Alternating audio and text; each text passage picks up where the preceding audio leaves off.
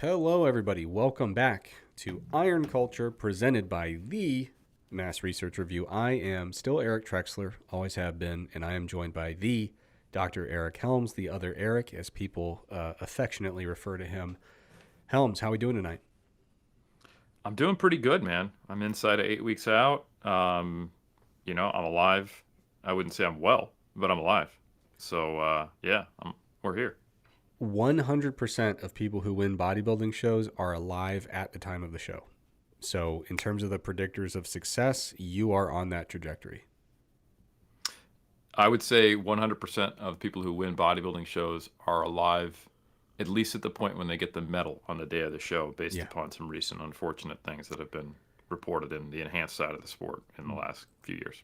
Here I am trying to make a lighthearted quip, and immediately we're going into the mortality and tragedy. So a good omen for the show to follow. But anyway, glad we're all here. Little update for the audience. This upcoming episode, 1 week from today, is going to be a pre-recorded episode. So I already know that it's good because I've heard it all. So we had Dr. Helms sit down with Dr. Mike Zordos of the Mass Research Review and Zach Robinson of Doctor, Dr. Zach Robinson, the Dr. Zach Robinson of Data yes. Driven Strength. And I was trying to shout out his business, and you're getting all hung up in the ivory tower credentials. But no, good catch. Well, it's a recent thing. It is. We It were is. on his committee. Yeah, Yeah, come it on. does feel less recent because we were on the committee. Because like for us, it It's happened a true. while ago. But anyway, the Dr. Zach Robinson of the Data Driven Strength, and we were talking to him about you guys were talking to him about his dissertation research, which it is a can of worms, Helms. It is a can of Yeah. worms. I don't want to get too into it because we have a whole episode on it, but I do think it is going to pique a lot of interest. It is going to cause some degree of cognitive dissonance for sure.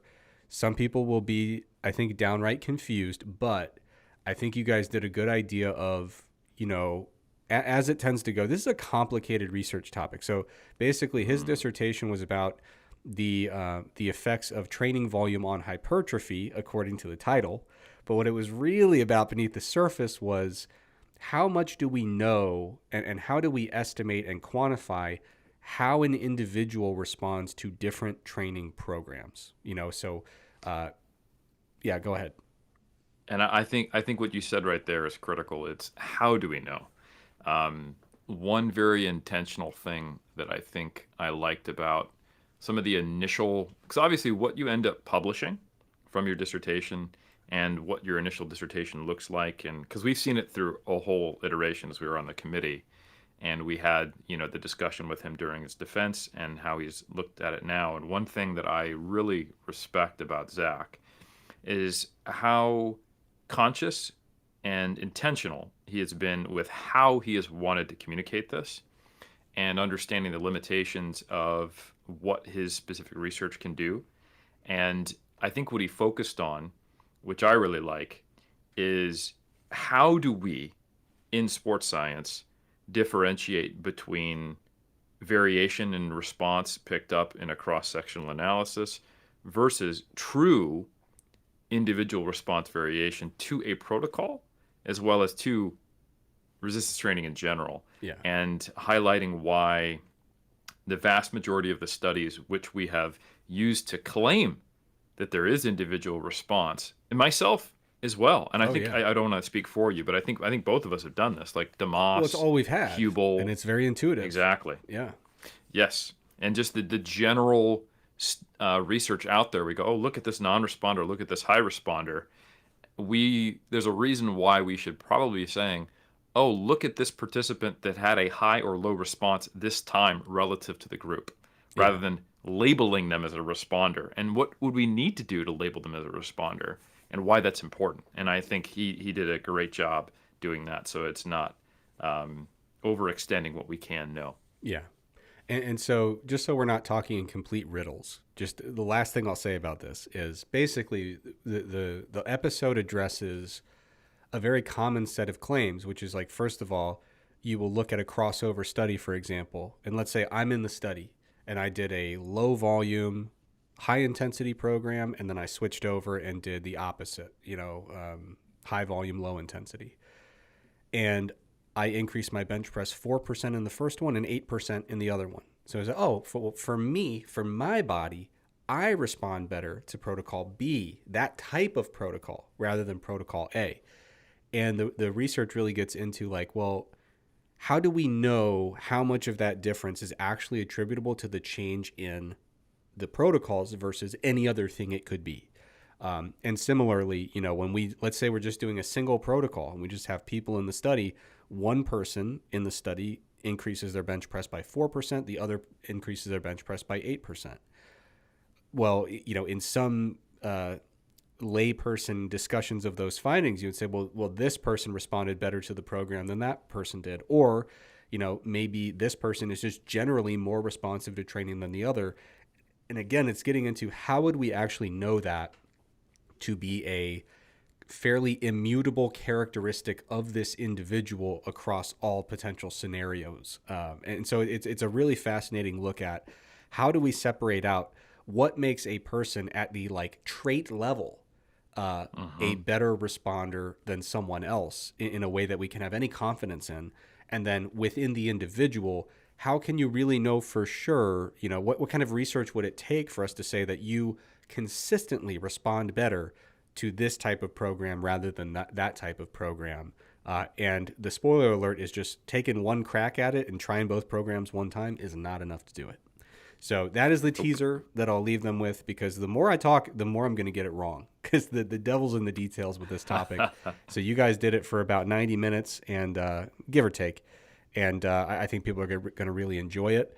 I hate to miss an episode, but I am going to be sprawled out on a hospital table, being gutted like a fish, split my abdomen. It is going to be a true gory disaster. But I don't know if I mentioned on this show exactly what's going on, but I have to get another surgery. I have an umbilical hernia, which is not the normal kind of hernia for a lifter. I was poking around my belly button area the other day and said, did I develop an Audi to go along with my innie? Which turns out doesn't happen. That's not what happens. No, that's not a thing. Yeah, umbilical hernia. Very surprised by it. Not a painful thing, not an acute onset. It just was there. So very disappointed, because I was finally feeling good about my lifting related prospects. I had that one surgery, which was very successful about a year ago. Feeling happy, feeling good, got off that medication that caused me to gain all that weight.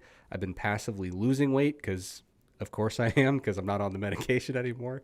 So things were finally really kind of, on the upswing, and then boom, we're going to get me on the table. But anyway, I'll be gone for that episode, and then I'll be back and we'll be better than ever.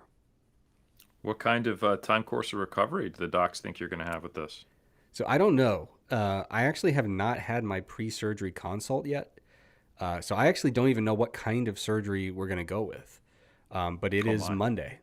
So basically, one of the really cool perks about being a faculty member at a university with a very, very good hospital and, medical apparatus is I basically got this, I noticed this hernia and was able to like email a surgeon from within our like internal directory and be like, bro, you're booked out for 1,000,000 months, but like I really got to get this done before the semester, because like things are going to get crazy. And props to the Duke physicians and surgeons, because every time I've reached out to them, they've always been super willing to do me a big solid, whether it's for me or for my wife, to get us in.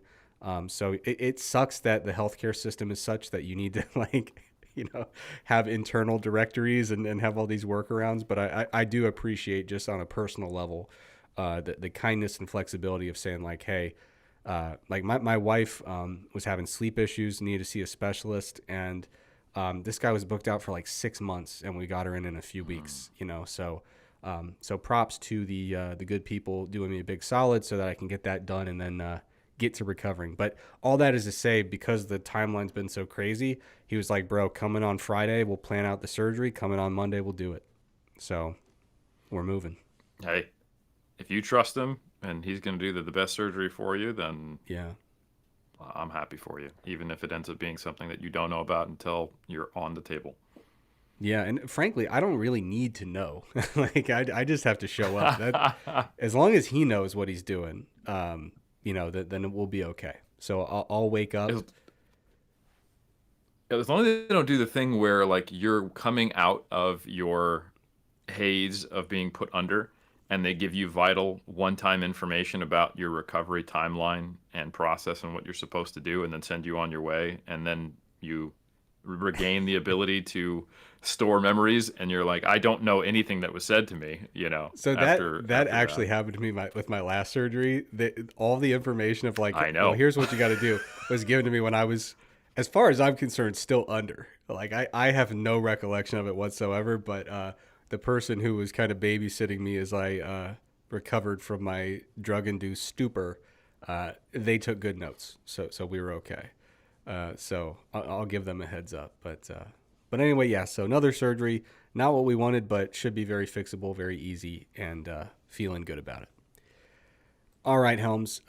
We have actually a really nice backlog of good questions. So I want to take a moment to express some gratitude to the audience who sent us some really solid questions. I need to shout it out more so we get more questions. But if you go over to massresearchreview.com/ironculture, there is a portal where you can submit questions anytime when they pop into your head. They come straight to me in a nice little spreadsheet, and they give us a great opportunity to answer some of these questions. And what I really like about it is there's a diversity of questions, and they're relatively novel. So, sometimes in fitness, a lot of people have a lot of the same questions, and you don't want to have a show where you're just repetitively answering the same ones over and over and over. And so this is nice. And sometimes, Helms, I've seen that it'll be very clear, like someone will just like release a video. Clearly, some large channel released a video on TRT, and then we get 9 questions on TRT the moment it hits YouTube. So, Yep. nice diversity of questions here. And so we can kind of dig into those. But before we get into those, there's one thing Yes, I sir. wanted to address that has been kind of permeating out on social media, a little chatter, little rumblings, and I think it's good to get ahead of those and participate early in the discourse rather than catching up late after the fact. So I've noticed a few posts that have had kind of an impetus for this conversation, but the main one that jumps out to me is our dear friend and colleague, James Steele, who is a tremendous exercise scientist. I don't know if he would claim to be an exercise scientist anymore. He has a love-hate relationship with the field of exercise science, I think. But he's very excellent with statistics, has a bit of a psychology background mixed with exercise science, I believe. But he's brilliant. And he mentioned that he is in a post, he's going to do a reanalysis of what is really like one of the big protein meta-analyses. So a lot of folks in the fitness space remember the Morton one that you were a co-author of back in 2018, which largely I think we can attribute the kind of common recommendation, 1.6 to 2.2 grams of protein per kilogram of body mass per day, can largely be attributed to that Morton paper in 2018. And it was a good paper. And I think that range holds up pretty well when you compare it across randomized controlled trials. But Helms, as we've talked about pretty openly, there are some elements of the analysis where you look back and you say, yeah, we probably could have done that a little bit more, with a little bit more nuance, a little bit more by the book. There are some statistical things that could have been improved upon, which is true of like literally everything I've ever done. So it's not a criticism. But when it comes to meta-analyses, I think our field's come a really long way since 2018. And so that lab did an update in 2022-ish, 2023-ish, something like that. 2022, Nunez. 22, yeah. Meta-analysis where the lead author was Nunez. So they beefed it up and they did these stats in a way that I thought was a substantive upgrade from the prior version. But now James Steele is working with working with the same lab, and they're going to do a reanalysis with even more complicated, even more nuanced statistical approach. And he kind of teased what is almost certainly going to be the take-home point, because it kind of has to be based on if you have any familiarity with the data set and what has come from it previously. But what he kind of teased was, people are going to be a little bit perturbed or shocked or jarred by how small the effect of dietary protein is when it comes to facilitating resistance training induced gains in fat-free mass. And Helms, this is something that I think hits close to home for both of us. More so you than me. You've been more involved in the protein original research than I have, and but recently we collaborated with Martin Refalo on a meta-regression project where we were specifically looking at the role of dietary protein in leanish people who were in energy deficits, and kind of looking at how protein needs might impact the retention mostly, and then if you go far enough down the axis, gain of fat-free mass. So anyway, we published that paper, and someone commented on James's post saying, hey, you know, protein's going to have a pretty minimal effect, very, very modest in magnitude. And very well-intentioned, someone who's clearly up to date with the research, and said kind of, well, you know, what do you make of this meta-regression that Helms and Trexler and Refalo published previously?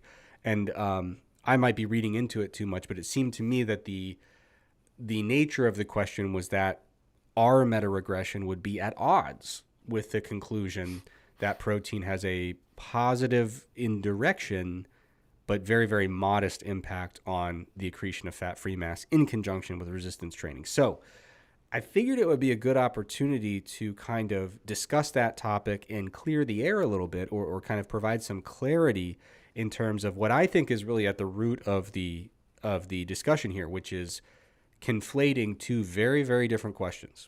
Okay, so question number one, question A, is in a purely directional perspective, does more protein facilitate any amount of increased gain or retention of fat-free mass? That is a question. A fundamentally different question is, when I am going through all the possible things I could do to gain or retain fat-free mass, how important is protein? How big is the magnitude of the effect? How high on the priority list should it be? So Helms, with that backdrop, I want to pass it over to you and see what your 2 cents are on the topic. Oof. 2 cents. Trex, am I allowed to give like 20 cents? Because I actually 100% agree. If people want to give me currency, they can give me as much as they wish. And that goes for the listeners as well. I'm gonna give you 25 cents, buddy. All right. We'll give you a full quarter. So I think this is something that people struggle with generally, and it is a human attribute of thinking in black and white terms. Is it good or bad? And it is also an artifact of the fact that we have spoken in terms of significance before we even spoke about terms of effect sizes. For about 20 years in exercise science, as we've talked about, we have been unfortunately late adopters to I'm just going to say stats. We've what been we late did adopters previously. To, numbers, math. Yes, Yeah. exactly. Like, we technically did have stats for 20 years. Did we do them right or interpret them accurately? I'll leave that to the listener to decide. Yeah. And I would say, here's the answer, listener. No. Right. So this is not new information. It's not like this is going to be uncovered by the, oh shit, we did it wrong, James Steele real analysis. It's actually completely apparent if you understand effect size statistics. And Nunes actually, I really like Nunes's analysis. I'm sure James is going to, find a better way to do it because it's freaking James Steele. But they did 2 things I really like. They did one thing which I think perpetuated the more is better, or the specific range is better, and then therefore I'm just going to say it's meaningful as well without thinking about it, perspective on Morton, and that was their categorical analysis. But they did another thing which is kind of buried. You actually have to look at I believe it's actually in the supplementary material, to actually look at their regression analysis. And then another thing you have to look at is their forest plot, where they look at all of the resistance training effect sizes for taking protein intake and looking at the individual study group compared to the overall effect size. And there are 3 really important things you can find. One is the kind of perpetuated red herring. The categorical analysis, but it is there if you pay attention, was less than 1.2, 1.2 to 1.59, and 1.6 and greater. And if you kind of just look at that and you see, oh, look at that, less than 1.2 had a negative effect. This is insufficient to support gains in lean body mass. 1.2 to 1.59 had an effect. It was significant, but it is trivial. I think it was like 0.12 or something like that. And then there's a greater effect size in the small range for 1.6 or higher. You might look at that and go, yep, that's already what we knew from Morton. I think the important thing to understand is that this was an a priori decision on where they wanted to chop up this analysis. And also, if you look at the relative effect size differences between those categories, it starts to indicate that there are some diminishing returns. So the positive effect of consuming a daily protein intake of 1.2 to 1.59 was twice the effect of consuming greater than 1.6 compared to 1.2 to 1.59. So you're not seeing the same benefit that you get from going from a low protein intake to a quote unquote moderate protein intake as you get from going from moderate to a high. That's our first indication of kind of a diminishing returns, but people don't look at it like that. And frankly, statistically, it's not defensible to say that because, as you pointed out many times, when you do chop up your data like this, you're essentially saying or claiming, I'll say implicitly instead of explicitly, that 1.59 is closer to 1.2 than it is 1.6, right? That's what happens when you do these categorical analyses, and there's an issue with that. Yeah, and Now that is to go even further, you're saying that 1.59 is the same as 1.2, but fundamentally different than 1.6. Yeah, that's a good point. I think that's a more accurate characterization. Now, when you look at I'll go to the forest plot next because I think that's the one that is also a little more intuitive, and we're kind of still looking at black and white, but it gives you an understanding of black and white when we do a single study versus many studies. Okay, so Nunes' analysis that was specifically looking at the effects in resistance training samples, I want to say it had 60 something studies included in it. That's a fair number. I want to say 62, I think. Remembering off the top of my head, over 2,500 or 2,400-ish total participants if you just looked at the resistance training studies while they're taking in protein. Now, there was these are real effects that were reported based upon that. A positive effect of having a higher protein intake relative to lower. But get this. Out of those 62 I think, studies and all of the groups that were in them that went on that forest plot, where you can see where do those standardized mean difference confidence intervals lie relative to the zero line.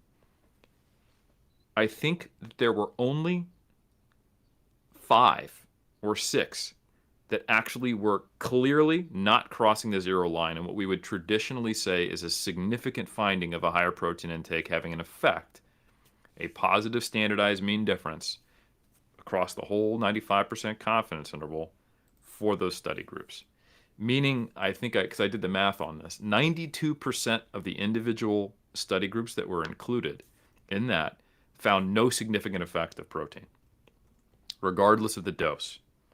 And that means that we needed 62 studies to detect this effect, which tells you that it is so small that we really can't consistently pick up on it in small sample size research. And this goes back to that whole sampling variance discussion we had. So this tells you something. Even if we don't talk about magnitude, it's like, oh, this is hard to find. So that means it's probably not very powerful. And the final way to look at this, the most nuanced way, and the way to kind of understand this effect is if you go and you dig in and you find that figure from the supplementary material where they did a linear regression analysis. And one weakness of this regression analysis was they only tried a linear fit, to my knowledge, or at least they only reported the linear fit. They didn't say in their methods they tried other fits, but if you look at it, it's a very shallow slope. And a lot of the studies are, well, first, there's a fair amount of dispersion in the study groups if you look at it. But very much like our meta-regression Trex, it goes from around 1 gram per kilogram of protein per day all the way up to over 4 grams per kilogram of protein per day. And there's like one study that is over that. And the rest all cluster pretty like a large cluster between 1 to 2, and then a little bit between 2 to 3, and a couple between 3 and 4. And while the line is linear and it goes up, it spans an effect that is predicted. This is the actual prediction, not the actual places of the study, that is just barely above the 0 line, around 1 gram per kilogram, to that is barely reaching 0.5 at the other side of it. So we're looking at a very small change. And that's, I think, units of fat-free mass, if I recall correctly, actual kilograms. So it's absolute change. That's not a standardized mean difference. So it's very small. And you can get kind of a hint of its nature, that even though there was not any type of analysis of, say, a breakpoint or a nonlinear trend to determine if there was diminishing returns, that indeed there probably are, because there's uncertainty metrics around it. There's the 95% confidence interval and the prediction interval, which essentially are measures of uncertainty. And because there are fewer and fewer studies as you get into higher protein intakes, it widens. And this is kind of, if you wanted to be a really conservative estimator of what do we think is likely as you use higher and higher protein intakes, you could look at, at what point does, the line stop going up or something like that. But I mean, it would go up until infinity, if you just use a linear fit. Like technically, but you would go, oh, well, if I just consume 20 grams per kilogram protein per day, now I have a meaningful effect. So I would recommend instead looking at the 95% confidence interval or prediction interval, which because of that uncertainty, it starts to flatten out. And it starts to flatten out probably just under 2 grams per kilogram per day when you look at it. And at that point, it becomes completely flat based upon the uncertainty. And I think that tells you something. I don't think that, strictly from a statistical standpoint, that just tells you we don't have enough data in higher protein intakes. But I think that there is probably also just an effect of this is small and it's only going to get so good. And you can have higher and higher protein intakes, but there's no reason for us to believe that it would have a linear positive effect. And that is not the same thing that we observed in our meta-regression, Trex, because we did try to fit a nonlinear trend to it, and we didn't observe it. But we also had only 760-ish participants across the studies that we had, which is less than a third of what was observed here. So we can't say that there is a diminishing returns from higher protein intakes in a deficit, but I can say that there is no mechanistic reason to believe that being in a surplus or being in a deficit would change the shape or the nature of the relationship, although it may elevate the amount of protein required to get you into a state where you're not in a net negative protein balance.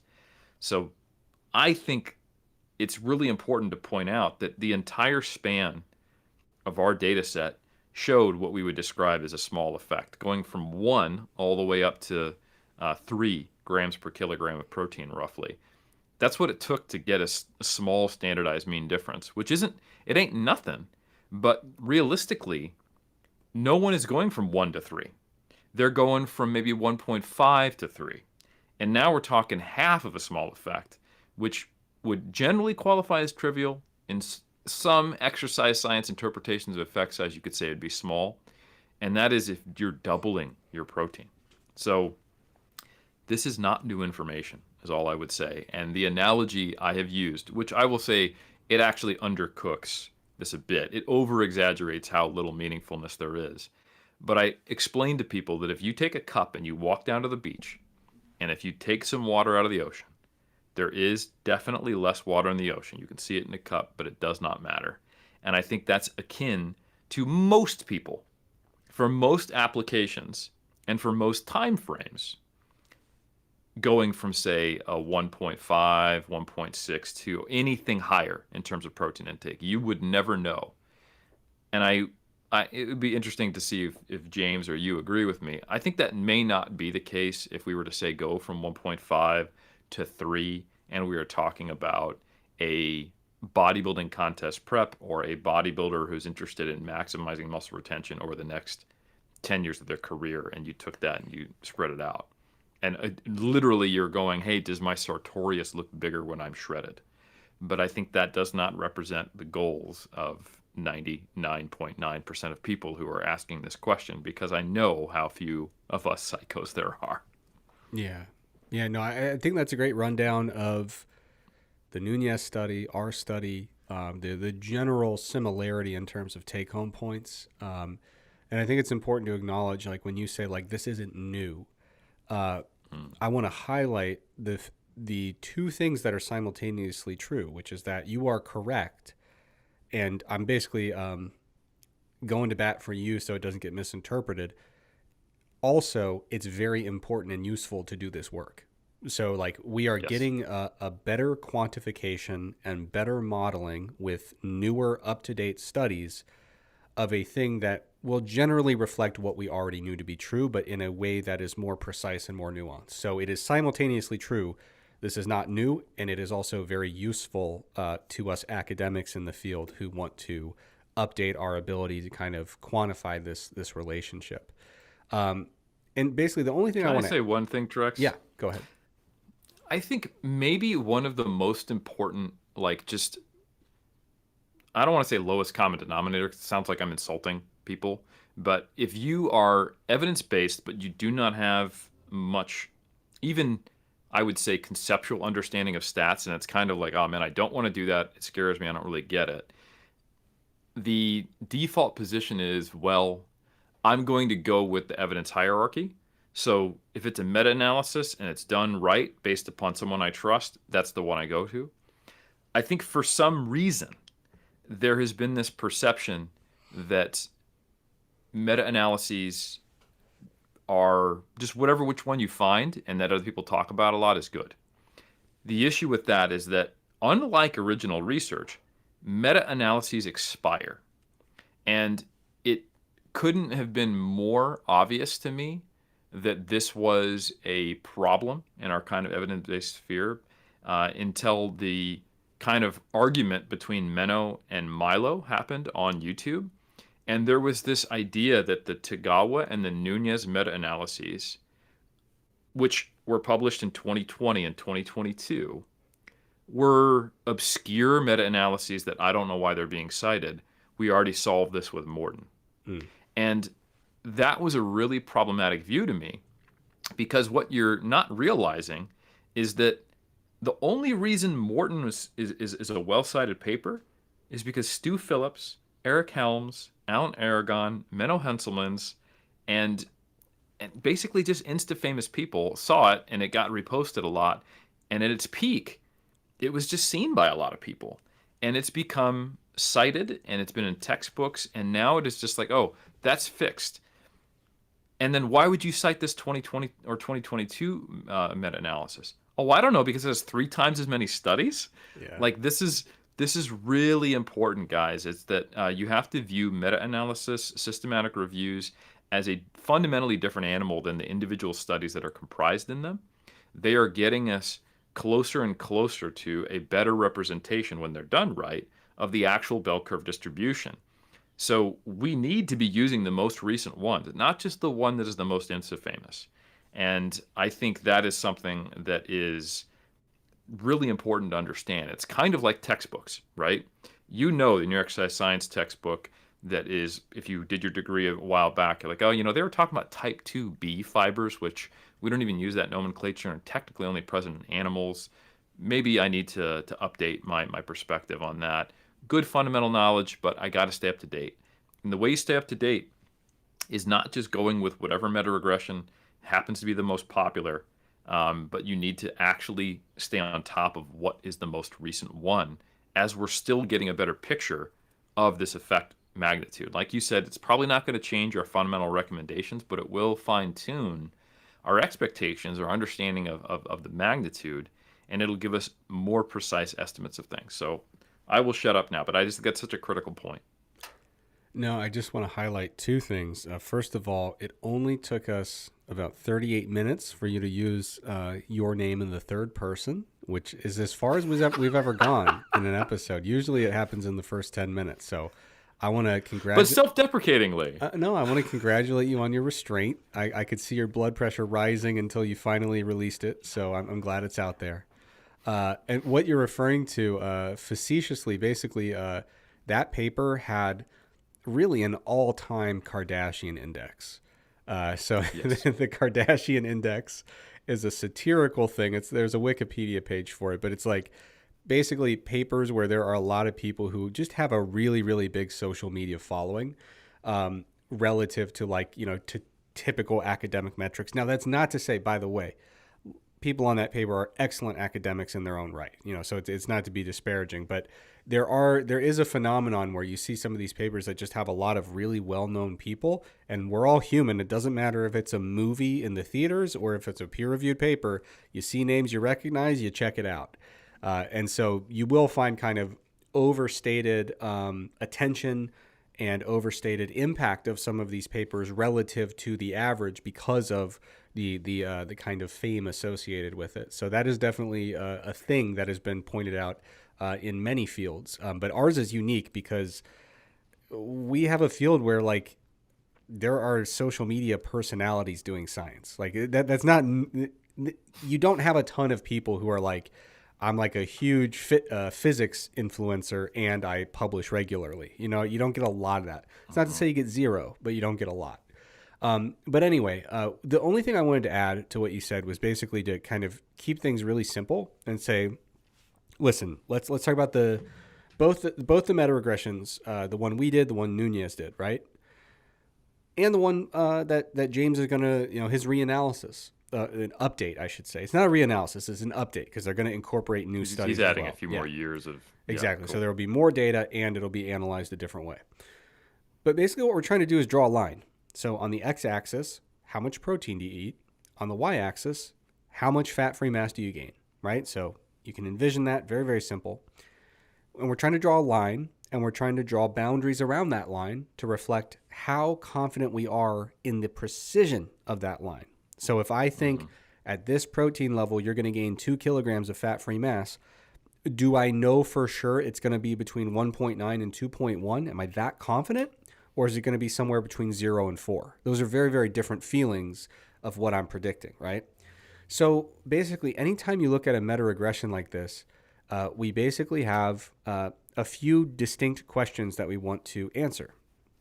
So the first question is the slope of that line that's showing protein on the x-axis and gains on the y-axis. Is the slope of that line something other than 0? That's a yes or no question. It could be going up, it could be going down, but this is just telling us directionally. If it's different than 0 and it's pointing up, then you could say it looks like, generally speaking, more protein equals more gains. And that is because the slope is some positive number that's, above 0. Then the question is, how precise is our estimate? So again, when we're looking at any level of protein intake and we're predicting how much fat-free mass ought to be gained, again, are we talking between 1.9 and 2.1, or are we talking between 0 and 4?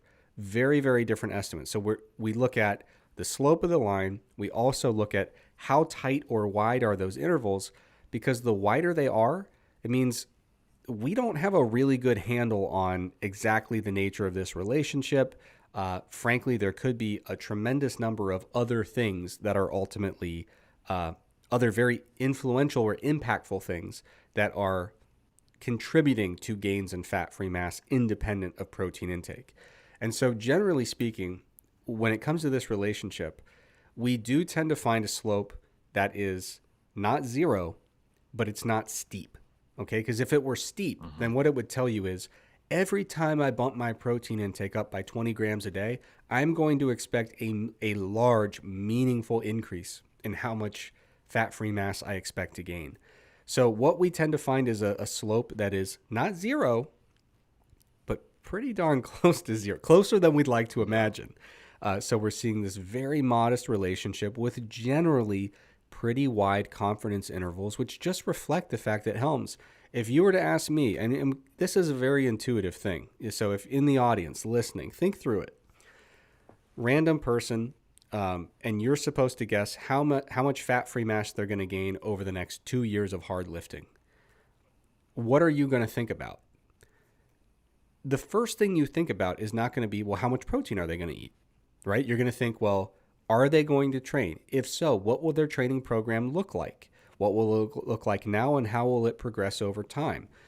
Based on their history, do they seem to be someone who grows like a weed when they touch a weight, or are they a little bit less gifted in terms of the hereditary elements or the heritable elements that seem to dictate who gets massive and who doesn't?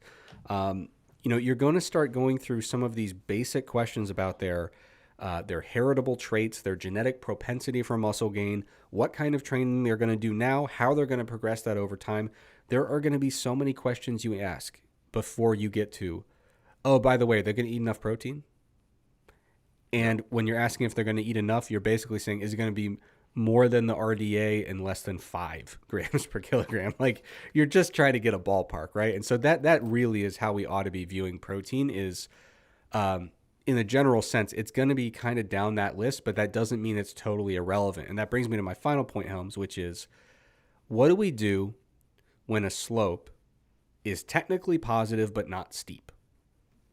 Meaning it's going up. So you can say defensively, more protein, more gains. But way more protein, slightly, just barely more gains. What do you do with that information? And the answer is, it depends.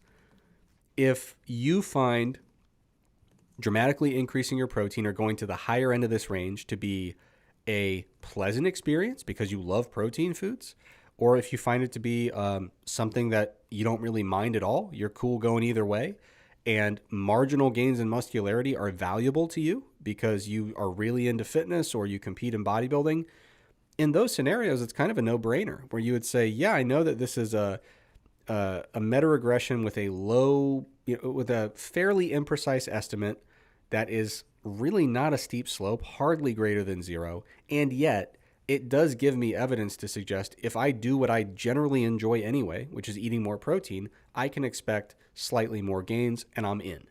On the other hand, let's say that you are lifting to prevent losing your independence due to sarcopenia. You don't really like protein. You never have. You find it to be very gross. You don't have much of an appetite. Most high protein foods don't really sit well with you. All you're trying to do is maintain your ambulatory independence and activities of daily living. Does it make sense for me to tell someone, hey, it's great that you're going to the gym 2 times a week and doing your 30-minute workouts? That is a suitable dose of resistance training for your goals. By the way, I'd love to see you getting 3 grams per kilogram, because then we'd really be packing on. It makes absolutely no sense to make that kind of recommendation. So unfortunately, when it comes to meta-regressions, we can't just look at, well, okay, find the p-value at the bottom. Is it greater than or less than 0.05? We really do have to think through, what is the slope? What is the cost of moving up the x-axis, in this case, eating more and more and more protein? How much do we really expect to get from that? How confident are we that we're going to get a given outcome from that change? And then ultimately, how much does that matter to the person making the decision? So I hope that puts things in a slightly more intuitive framework for people to kind of, because, you start getting to all the math and it's not fun. No one likes math class. Almost no one likes math class. But virtually no one likes math class via audio. So hopefully that was a slightly more a slightly intuitive way to kind of wrap your head around it, and that's why I'm really stoked. I'm kind of annoyed that James posted that he's going to do this, because now I have to wait, because it's going to take a while, I bet. So that sucks. I'll be on the edge of my seat, but I'm glad he's doing it. Look forward to reading it, and I think it'll probably end up, all signs point to more evidence that more protein probably will lead to slightly, marginally more gains within the context of this research question, but whether or not that's worth it to you is really going to depend. One thing that might be helpful for people to think about relative effects, because obviously when we just throw out effect size and standardize things, even when we talk about kilograms of fat-free mass, I don't think people really can conceptualize even that. James Steele, again, he did a really cool meta-analysis of the overall effect of lifting weights and the typical intervention length on hypertrophy and strength. And the estimated effect of lifting weights, and this is just an anchor. This number won't mean anything for you, but I think if we juxtapose it with the protein, it'll help. 0.34. That's how much your typical probably 10-week study of lifting weights will do for your lean body mass. Okay. That is 3 times the effect of the highest protein intake relatively. And I think that is, or I should say that's not true. That is 3 times the effect of going from a moderate protein intake that almost all omnivores in a westernized country are eating without trying, to what we would describe as a really high protein intake that is defensible, like you said, but probably not meaningful. So that's not nothing, but it is not where sometimes people will make decisions. I think you can see that people make poor decisions based upon their perception that protein is doing something massive. Like the concept of a protein sparing modified fast to me, like, yeah, if you're going to do a crazy high calorie deficit and do this, it does make sense to have higher than lower protein. But when you see people do things like, you know what, because I'm on a 2,000 calorie deficit, I'm going to do this really low volume, like barely can get through the workout kind of training protocol because I'm on, like, I don't have the energy to do it. But it's okay because I'm consuming 3 grams per kilogram of protein. That right there doesn't respect the relationship we just described of the effect of protein being 1/3 of training. If you, and also, if there was a tier list, it would be resistance training up in the stratosphere, and then down, maybe at the height of an airliner, the size of your energy deficit, and then a hummingbird outside of your window is the effect of protein, in my opinion. Like I'm being facetious, but Yeah. you get what I'm saying. It's like you have chopped down 2 of the much more important variables that you have in your control to maintain lean mass, to over leverage something that can only have a pretty trivial effect in the grand scheme of things. And I think people maybe would look at that protocol differently if they really had an understanding of the relative effects. Quick question. So I don't know how you're going to answer this, but I'm curious. You mentioned at the airliner level, above the hummingbird, below the stratosphere, you mentioned the size of the energy deficit. Could I compel you to expand that a little bit? The use case that I think of is somebody who maybe is in 1,000 calorie per day deficit, but let's say it's a male novice lifter who has 41% body fat. The way I personally perceive it is we need there to be ample energy around, whether or not that is coming from the diet or stored energy. How do you feel about that little caveat? I will say that I think it's definitely, well, there's a point where you're so low where you can't even have even like higher than the RDA in terms of protein. It really depends. So there's absolutely a moderating effect of body fat levels for sure. I think there is a point where the absolute deficit or the absolute calorie intake that remains can be so low as to not support training or a ample protein intake to where you're actually getting a negative number.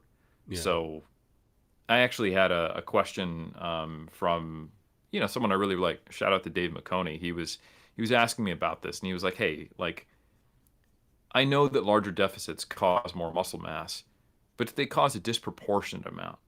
Like, what if you're only losing, like, I'm losing twice the fat, but I'm also just losing, half the muscle type of deal." Mm-hmm. I didn't say that well, and I said, no, there's actually probably a proportional difference.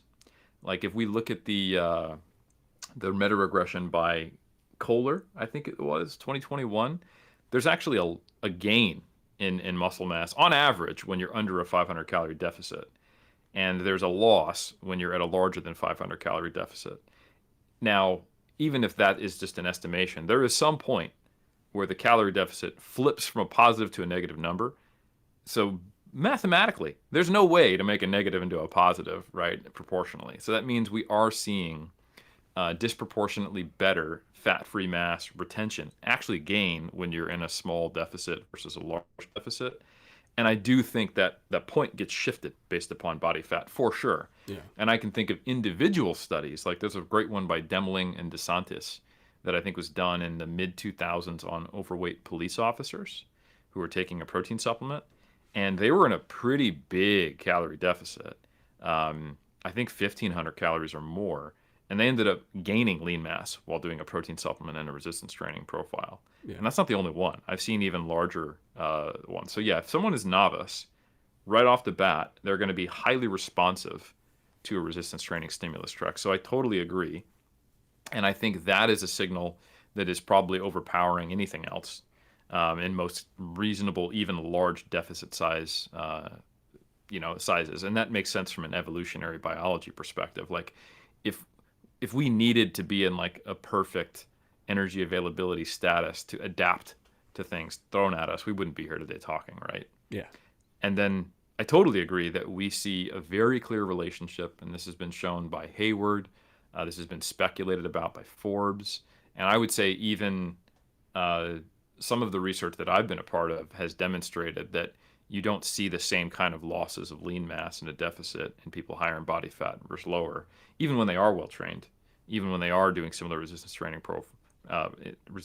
protocols and consuming similar protein intake. So yeah, that might be anywhere from a helicopter to a space shuttle. If we were to throw in body composition in there. Good stuff. All right, man. So we're about at the hour here, so I want to make sure we answer some of these questions in the after hours portal. Ideally, it'd be great to kind of do a little rapid fire, kind of quick answers. So I'm going to dish them out, have either you or me answer them. I'm going to take the first one. This one is from Dan. It says, I'm a 42-year-old vegan who eats clean and gets his 0.8 grams per pound of protein. So it's a high protein intake. I feel great, look great, had really good results since getting back to the gym a few years ago. The question is about supplements. Currently using branched chain amino acids / essential amino acids, citrulline malate, glutamine, creatine, beta-alanine, and L-carnitine. Despite my wonderful results, I'm wondering if I'm wasting some disposable income on any of these. Do you have any thoughts? What do you use? So here's what I would say. First of all, I really love the way this is framed, which is, first of all, you're having great results, and that's good. It's good to acknowledge that and say, hey, I like what I'm doing. Things are going well. Not trying to, overturn the apple cart and, throw a wrench in things. But it is also worth questioning. Is it possible I'm wasting any effort here, or in this case, wasting any money? If I were you and I'm vegan and I'm eating 0.8 grams per pound, not kilogram, of protein, right off the bat, if all I was interested in was being muscular, lean, and, generally fit, I would ditch, in my opinion, the L-carnitine and never look back. I would ditch the glutamine and never look back. I would ditch the branched chain amino acids and never look back. Then there's the next tier of things that it's like, depending on the way you train, maybe you get a tiny bit out of them. But for most people who are not looking for the tiniest little 0.5% gain, they may not really be worth your while or your money. In that category, I would put beta-alanine and citrulline malate. If you're following a fairly traditional resistance training program, you may get a tiny bit out of them. If for whatever reason you're doing, circuit training and repeated sprints and all that stuff, then beta-alanine might be more helpful. But for traditional resistance training programs, not quite as much. The creatine I would keep in there. And then the last thing that is kind of on a maybe list would be the essential amino acids. And the only reason it's on a maybe rather than a ditch it is you are vegan, which would theoretically say, oh, maybe it's worthwhile to look at some essential amino acids. However, wait a minute, Helms, I'm eating 0.8 grams per pound of protein, which generally tells me you have your bases covered. Big if, your diet is not something that would make me spit out my coffee when I look at it in terms of your protein sources. If you have a mixture of things people consider food, and you're getting 0.8 grams per pound of protein, and you don't literally eat one food a day, then you can ditch the essential amino acids. The only time I would say leave it in would be if it's like, hey, it turns out the only protein source I get is corn. I'm just a corn protein guy. That's all I do. But aside from that, you can probably ditch the essential amino acids as well. So basically what that leaves you with is Creatine, it's a staple. It's great. And then the maybes, depending on how much you care about that little extra tiny 0.5%, would be citrulline malate and beta-alanine. And I'd say even with the beta, only if you were doing something Yeah. more than resistance training. Yeah. Like some type of, not even like, oh, what about if I do short rest interval, high rep resistance training? I don't even think that. I think it really does need to be a longer duration, more anaerobic dominant type of training than is even done in almost all resistance training protocols. If you told me you do high rocks or CrossFit, or maybe you're preparing for a strongman meet and they have a bunch of medleys and loading events and stuff for time, not even distance, then sure. But yeah. Yeah. All right. We've got a question here. Helms, I'd be interested to hear what you say about this because I've not heard this. So we have a question from someone in good spirits. The name that they listed was PP. But they said, a serious question here and a serious concern. So ever since I did contest prep, I've been having issues with urinary incontinence. Even after everything else is kind of back to normal after prep, I'm a woman. How do I fix this? And do other people have this issue after prep? So I am not as embedded in the bodybuilding world as you. My experience with bodybuilding has been essentially competing myself.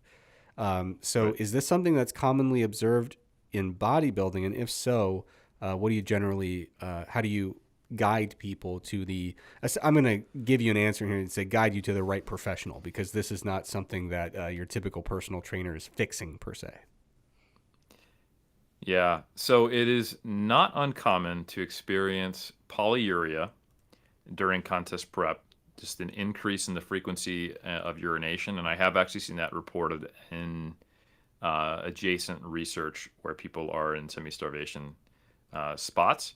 I think a common reason that I used to think this would occur is just you can't eat. So you drink more diet soda, you drink more stuff, you're just overhydrating, so you pee a lot. I think that's a moderator, but I actually do think there are some effects of low energy availability and being lean and being on low calories that results in peeing a lot more. That's all that polyuria means. Yeah. I've even seen this when people have started eating up into shows and restore things and they're doing everything right.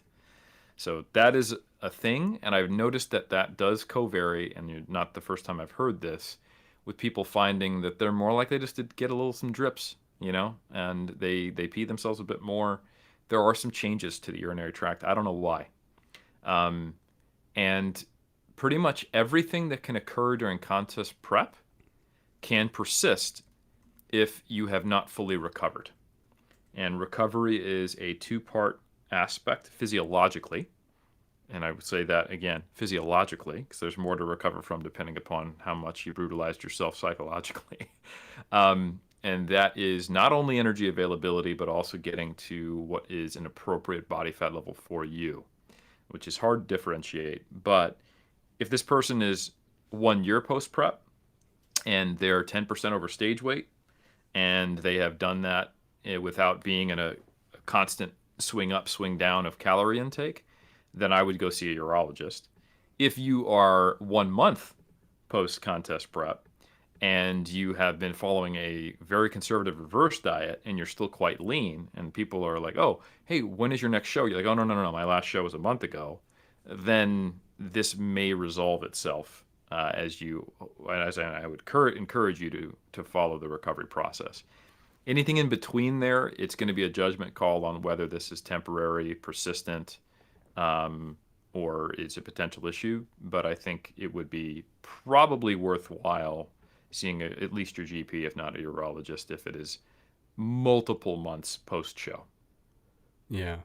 All right, good stuff. Another one I want to send to you here, because this is one that we got a few questions on this. So clearly people are talking about it. So chrono nutrition, the idea of kind of when you're consuming your calories throughout the day.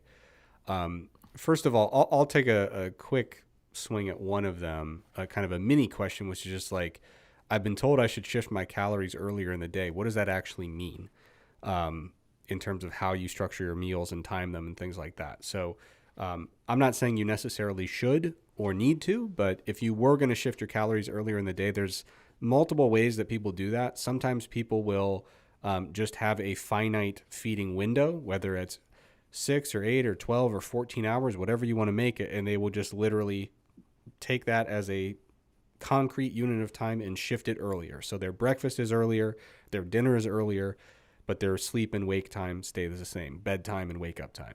Another way to do it is just looking at magnitudes. So a lot of people generally, depending on the culture, have kind of lighter breakfast, bigger lunch, and biggest meal of the day being dinner in terms of protein and calorie intake. So you might consider inverting that and just saying, I want to keep my timing the way I like it, but I'm going to have a higher calorie breakfast, moderate lunch, and a smaller dinner. So those are kind of two, not the only two ways to do it, but two of the most common ways that you'll see people do it. But the question is here about sleep. So we got multiple people asking, Helms, if you are stopping your carb consumption before bed in order to optimize sleep, or if you are shifting your calories earlier to optimize your sleep quality. So clearly someone out there with a big audience was saying you need to not eat near bed, and if you are going to eat near bed, make sure it's not carbohydrate. So what says Dr. Helms?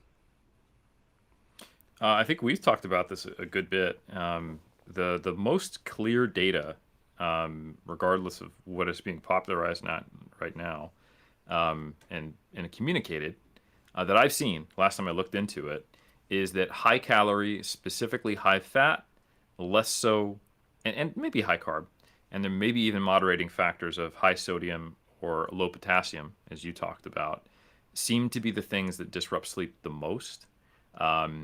So it is the provision of energy more so than the specific macronutrient breakdown, although I have not seen negative effects in the data, and it does seem that protein is not as large of an effect as carbs and fat would be. And if you are getting a largely protein-based serving before bed, even if it's really close to bedtime and it's like 30, 40, 50 grams, the calories are so low that I would suspect it would not be an issue. So the circadian effect of having a late meal is a negative one. However, there are some instances where that is going to be superseded by other things that negatively affect sleep, like being in a status of low energy availability. Yeah. So it's this dichotomous thing where if you have a big meal before bed, generally not good. But if that big meal takes you out of an energy deficit, you may get better sleep.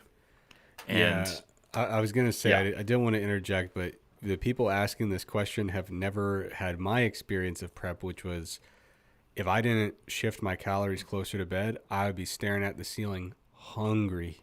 And like, you can say whatever you want about, oh, I heard that maybe there's, if you did like an in-depth sleep study looking at my brain waves, you might find a slight disruption. It's like, no, brother, I'm so hungry I can't get a wink. And so like you said, yeah, sometimes when you start listing out the priorities and the other factors influencing it, you say, well, optimal's out the window. I'm just trying to get a couple minutes of shut eye here. And if I'm starving to death the moment I lay down for bed, that ain't going to work. yeah. No, I'm glad you brought that up. And the funny thing is, for me, it's not even the actual sensation of hunger.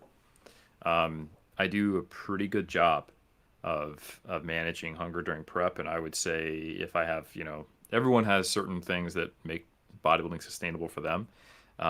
As I've grown into the sport and just used better methods, hunger is it's not the hardest thing for me, and Yeah. it is absolutely for other people. Yeah.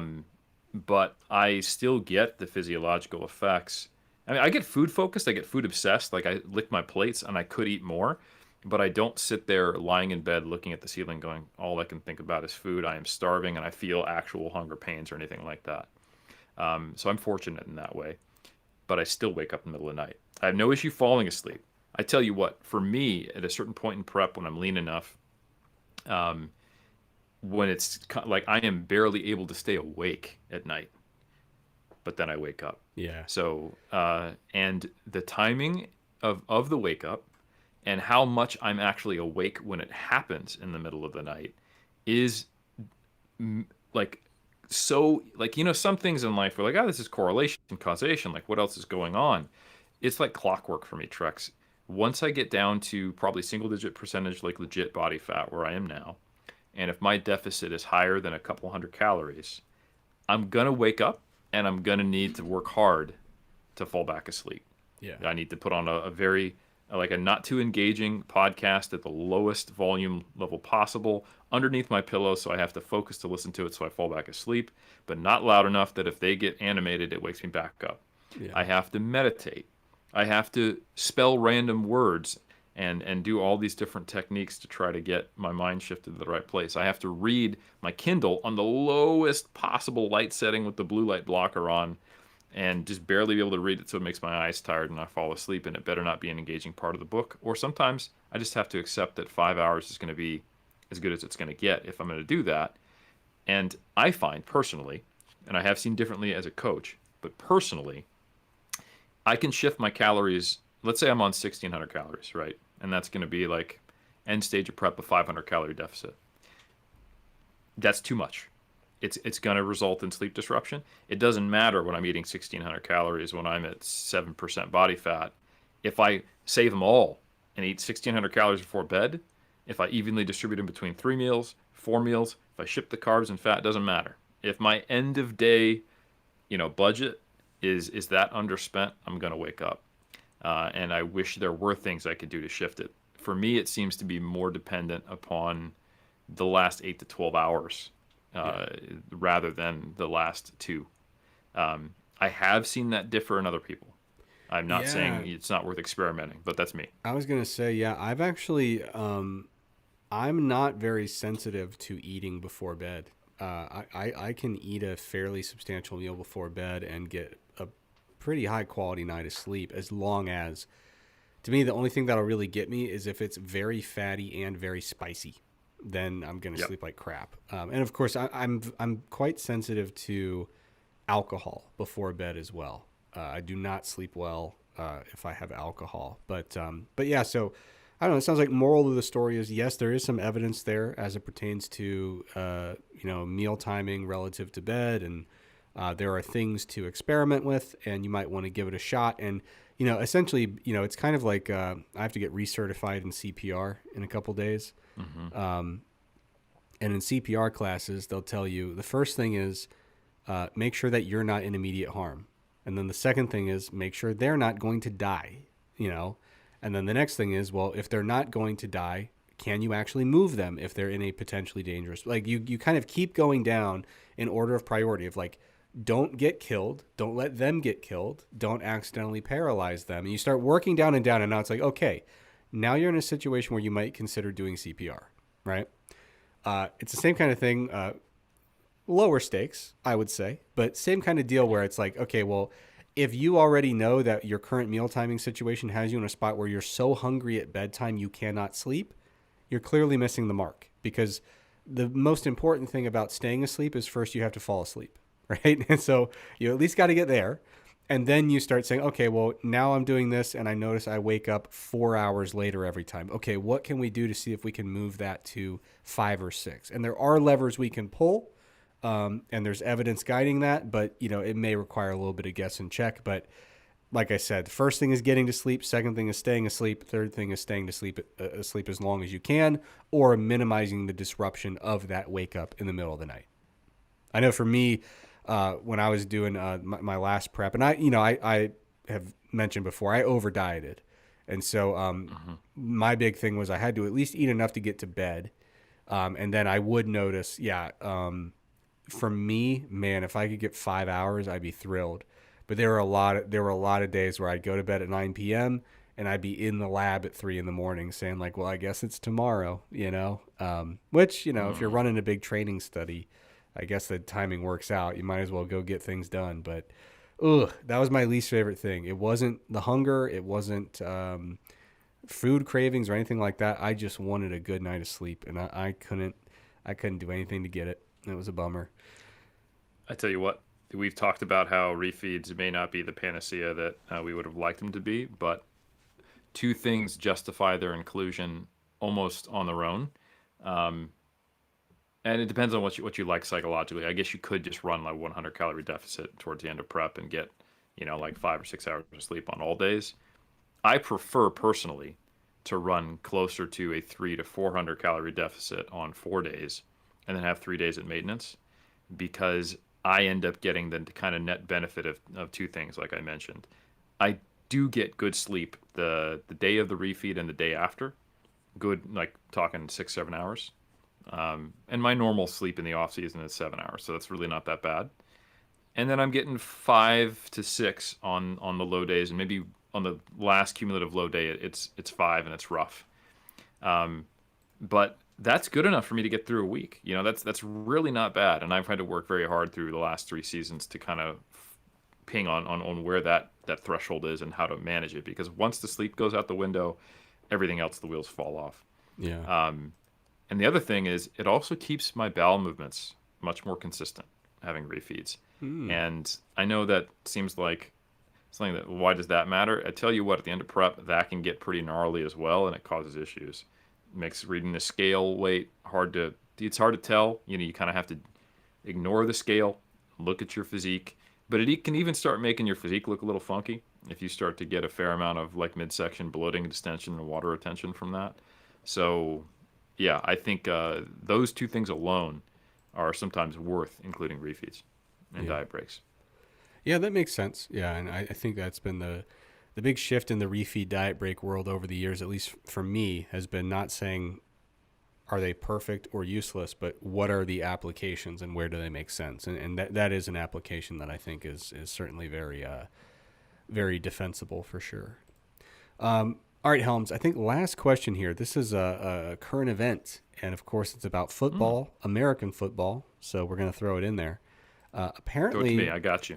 apparently the NFL, pro football, not my favorite, which is college, the NFL apparently implemented some kind of ban regarding smelling salts on the sidelines during games. So the way the question is phrased, I don't know if they banned their use or if they said that teams can no longer provide them for players. Like, you can still use them, but bring your own. Maybe they're trying to cut down on it. But Helms, I got to be honest, I'm not as in the iron game as you. I don't really know a lot about smelling salts. So would you feel comfortable giving a brief rundown of like what they are, if they actually do anything, and if they're safe, like why we would bother banning them in the first place? Yeah. And we actually do have research on this, believe it or not. There's a bit of research on the effect of ammonia, Yeah. which is what we call smelling salts. And I think ammonia is just because it has a salt chemically on it. But yeah, essentially what we're talking about is sniffing ammonia. And if you've ever sniffed ammonia, just kind of enter a room after it's recently been cleaned with ammonia, like, ooh, that's powerful. Imagine a concentrated version of that in a capsule form, and then you open the bottle and you're breathing it straight into your face. That is not safe to do it straight up like that. It actually can cause some burning and damage. You're supposed to like give it a second and then just take what you need to get a hit. There is an immediate physiological response to doing smelling salts, which has been acutely profiled, and it is like a massive hit of adrenaline. But it does not improve 1RM in the experimental studies. I think there's been a couple now that have been looked at. That doesn't mean that it's impossible to have that effect. There is definitely an effect of arousal, but the thing is that there is a peak arousal state for performance, which is performance specific, probably individual specific based upon your baseline level of arousal. And this is why, like, typically you will see weightlifters don't take caffeine or sniff ammonia prior to snatches, but will sometimes do it for clean and jerk. And why powerlifters sometimes will not do it for squat, sumo deadlift, or if they have a very technical bench, but they will do it for conventional deadlift, last pulls, and sometimes for squats. It just Grab it and depends. yank it, you know? Rip it and rip it, as they say, right? So there are potential safety concerns depending upon how it's used. But one thing that has been a persistent rule in most powerlifting federations is that you can't take the smelling salt visibly on the platform. Less so in kind of the enhanced multiply world. But in the IPF, the overly respectable, pedantic community of powerlifting, you have to do it off platform because it's not a good look from a PR perspective. Like, it looks like the stereotype of powerlifting in 2002, where it's a bunch of motorcycle clubs who are yelling and screaming, and heavy metal comes on, and It they're connotes probably doing like, meth back there. yeah, it connotes almost like snorting some kind of narcotic, just visually. Exactly, 100%. So I think that if I had to guess, that's probably. I mean, I don't know because I don't follow football at all. There could have been an injury, a death, someone passing out, or some adverse event related to ammonia. Would not surprise me at all. Um, but my suspicion is that it caused PR issues rather Yeah. than ER issues, if you will. Yeah, I mean, and the NFL is a multi billion dollar entity. It is very image focused. It's the most every so often they'll update like the 50 most viewed television programs of all time, and like 48 of them are NFL football games, So it would make Yeah. sense for them, aside from just having an ego and control requirements, to also say like, well, we have like the largest brand in the world to protect, so we might as well protect it.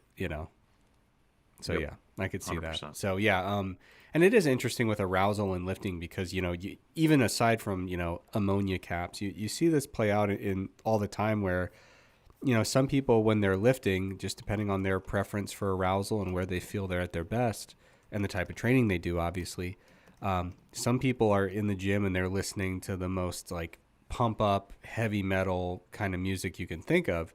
Other people are in there listening to talk radio or podcasts, and people kind of choose where they want to hang out on that arousal curve.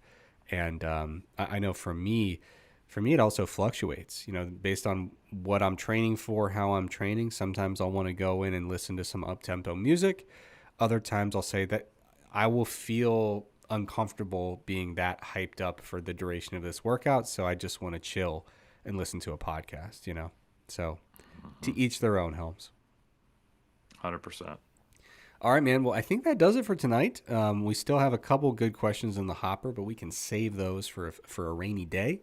I do have to get headed out here, but as always, Oh, really quickly. Yeah. I just searched. There's so this could be maybe why this question got asked and maybe why it's coming up. In Sports Health, 2024 publication, Ammonia Inhalants Use, Misuse, and Role in Sports Performance. There is specifically the conclusion, ammonia inhalants have no role in medical management of head injuries and have limited benefit with regard to sports performance. So it may be that there is a perception that ammonia should be used related to head injury, maybe to help someone wake back up, or to that would be very bad for the brand. Yeah. Importantly, ammonia inhalants have no role in medical management of head injuries, as they have the potential to exacerbate an underlying brain injury due to the involuntary withdrawal reflex associated with ammonia inhalation. Furthermore, the signs and symptoms of concussion or more threatening head injury may be masked by ammonia inhalation and lead to continued participation in competition, causing additional harm. So that could actually be what's going on.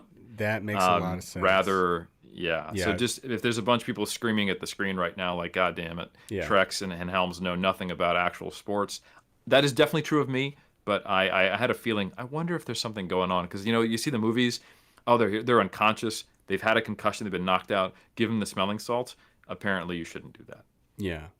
No, that makes sense. And I follow college football, but not like the rules committee. Like I'm not up to date on this stuff.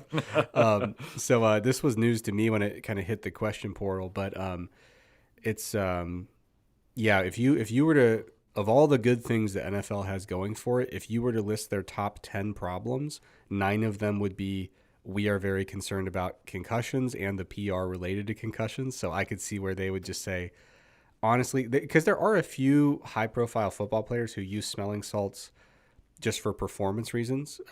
In their mind, they think it helps them, perform better.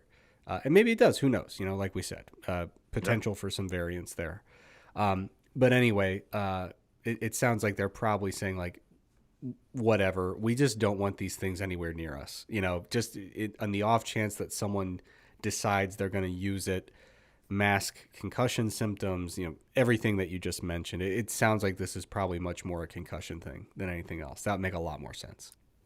Probably. Yeah. All right. Good call, Helms. You saved us from a week of ridicule by coming in at the 11th hour there. All right. Had a feeling.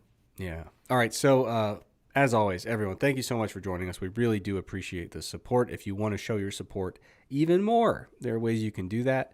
You can like, rate, subscribe, review, join us live when you have the opportunity. Ask us questions in the portal over there at massresearchreview.com/ironculture. Share the episodes, tell a friend, recruit more people into the cult. After all, that's what cults are for. And then finally, the platinum level top tier support. If you want to be in the Ring of Honor, the golden circle of top tier supporters, what you do is you join the Mass community. You go to massresearchreview.com and subscribe to the Mass Research Review, where we review the most useful, most important, most interesting research every single month about everything adjacent to the topics we discuss on Iron Culture. All right, everybody. Next week, we have that great pre-recorded episode with our guests, Dr. Mike Zordos, Dr. Zach Robinson. And then the week after that, I will be back with a completely restructured body, Bionic Eric, coming back from surgery. So fingers crossed, wish me luck, and I will see you all soon.